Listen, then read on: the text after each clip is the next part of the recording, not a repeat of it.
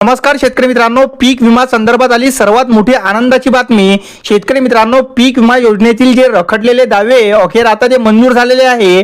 आजपासून शेतकऱ्यांच्या बँक खात्यात थेट रक्कम जमा होण्यास सुद्धा सुरुवात होणार आहे। शेतकरी मित्रांनो, ही खूप मोठी आनंदाची बातमी आहे। शेतकरी मित्रांनो, मुख्यमंत्री महोदय यांची मोठी घोषणा, पीक विम्याचा दुसरा टप्पा हा आजपासून जमा होणार। आताच पत्रकार परिषदेमध्ये बोलताना मुख्यमंत्री देवेंद्र फडणवीस यांनी महत्त्वपूर्ण घोषणा सुद्धा केली। शेतकरी मित्रांनो, की केंद्र सरकारने 2023 पासून ते 2025 पर्यंत जो काही पीक विमा आहे तो आता मंजूर केलेला आहे।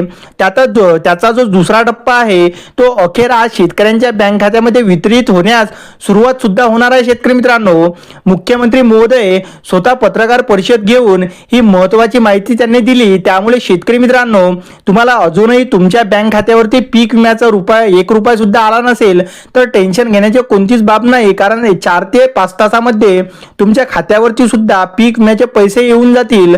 आता शेतकरी मित्रांनो, आज तुमच्या खात्यावरती हेक्टरी 25,000 रुपयांचा पीक विमा हा जमा होणार आहे। हा पीक विमा 2023 पासून 2025 पर्यंतचा म्हणजे सलग 3 वर्षाचा जो रखडलेला पीक विमा आहे तो सोडण्यासाठी मुहूर्त सुद्धा निघाला आहे। शेतकरी मित्रांनो, आता मुख्यमंत्री महोदयांनी पत्रकार परिषद घेऊन हे स्पष्टपणे सांगितले आहे। त्यामुळे हे 25,000 रुपये हेक्टरी पीक विमा तुमच्या बँक खात्यावरती आता जमा सुद्धा होणार।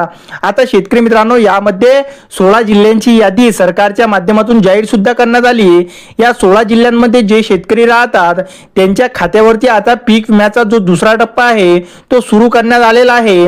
आता शेतकरी मित्रांनो, महाराष्ट्रातील कोणते 16 जिल्हे आहे की त्यांना हा पीक विमा मिळणार, तर त्यामध्ये नंदुरबार, नागपूर, परभणी, यवतमाळ, त्यानंतर शेतकरी मित्रांनो बीड, जालना, धुळे, त्यानंतर छत्रपती संभाजीनगर, सोलापूर, जळगाव, सातारा, अकोला, वाशिम, चंद्रपूर, नांदेड आणि शेवटचा जिल्हा म्हणजे लातूर, या 16 जिल्ह्यांची निवड झालेली आहे। आता शेतकरी मित्रांनो, ज्या शेतकऱ्यांचे कापूस आणि सोयाबीन पिकाचे जास्तीत जास्त नुकसान झालेले आहे त्यांना आता 25,000 नाही तर 50 ते 55,000पर्यंत हेक्टरी विम्याची रक्कम मिळणार आहे। शेतकरी मित्रांनो, व्हिडिओ आवडल्यास व्हिडिओला लाईक नक्की करा। धन्यवाद।